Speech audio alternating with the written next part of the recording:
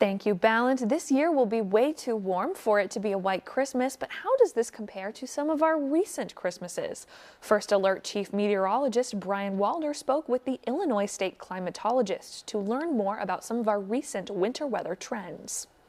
There isn't like a specific definition, but one that we've used before is either having measurable snow on Christmas, which is anything over a tenth of an inch. That's what we consider measurable, or having some sort of measurable snow depth. So having at least an inch of snow on the ground. So you can imagine a situation where it may not snow on Christmas specifically, but it snowed days before and it stuck around. Peoria's had measurable snowfall on Christmas Day in about 17% of the years. So 1 in 10 to 1 in 20 of those years. So it's not all that often that we have snow on Christmas Day. However, the city has had at least 1 inch of snow on the ground in about a third of all Christmas days going back to 1900. The last time that Peoria either had measurable snow on Christmas Day or a snowpack was actually 2022.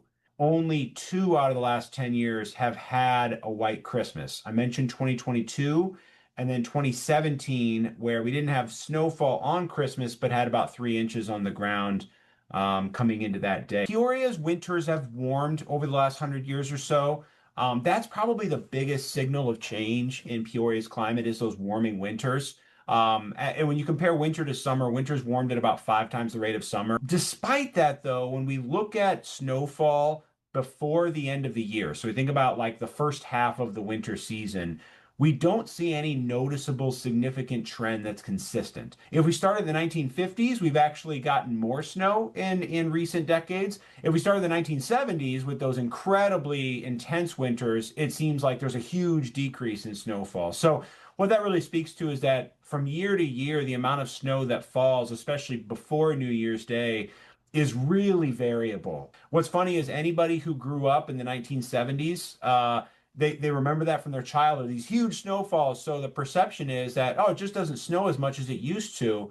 But in reality, they just grew up in a time when we had several winters that were just really intense across central Illinois.